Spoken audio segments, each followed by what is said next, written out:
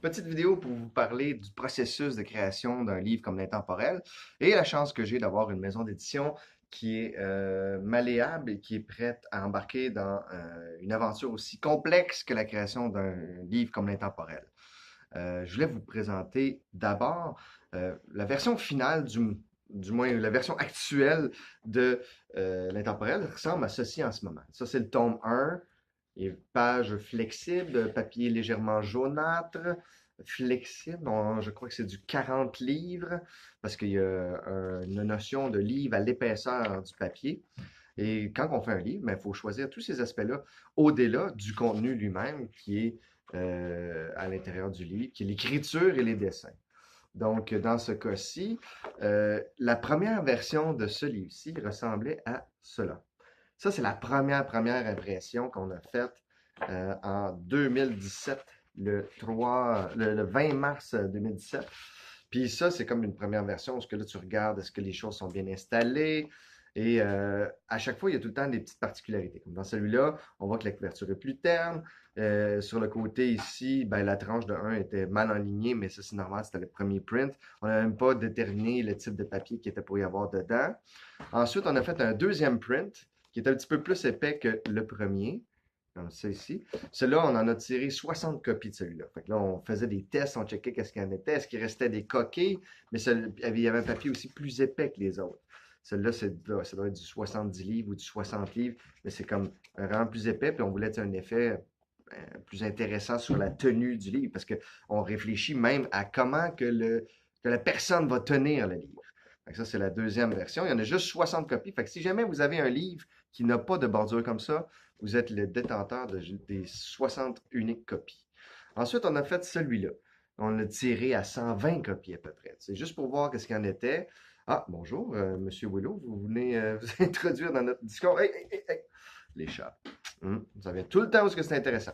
Fait que dans celui-là, on a rajouté un espèce de petit bollet qui est là. On a corrigé des coquilles. Fait que si jamais vous êtes un détenteur d'une couverture bleu pâle, parce qu'on regarde par rapport à la bleu foncé, ben vous êtes détenteur d'une copie sur 160 à peu près.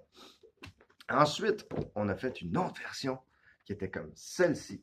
Donc, celle-ci, si on regarde, il y a vraiment peu de petites modifications qu'il y a dedans, mais encore là, la problématique dans un livre comme ça, pourquoi il y a tant de choses à faire, c'est que oui, il y a le texte, mais quand on fait un texte, on l'écrit, ensuite on le fait corriger. Une fois qu'on l'a corrigé, on détermine les dessins. Une fois qu'on a déterminé les dessins, on les fait, on les scanne, on les amène, on les met en page.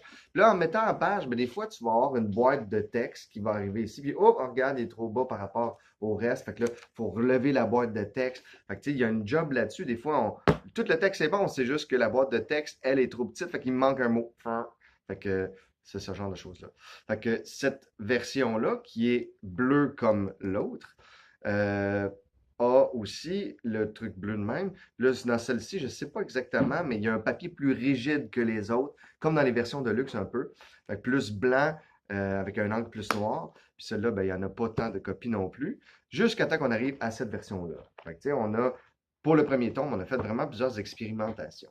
Dans le deuxième tome, on a fait moins d'expérimentations. La première couverture était verte. Donc, si vous possédez à la maison un intemporel vert, tome 2, ben, vous en avez peut-être 140, pas plus que ça, qui ont cette version-là, cette couverture-là.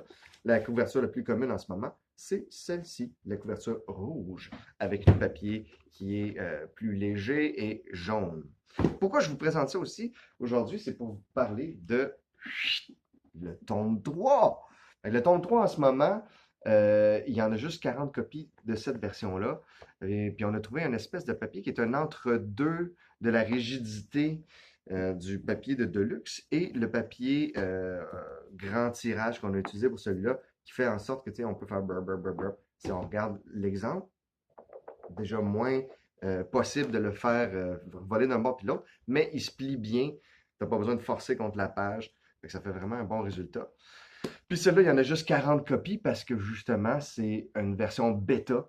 Fait comme toutes les autres, on a commencé par une version bêta. Puis là, j'ai déjà remarqué quelques petites broutilles à changer. Des fois, c'est juste une boîte d'images qui n'est pas assez grande, comme ceci. Si on regarde là, ici, il manque un coin à l'image qui est là. Ça, c'est juste au niveau du logiciel. Alors voilà pour les versions différentes.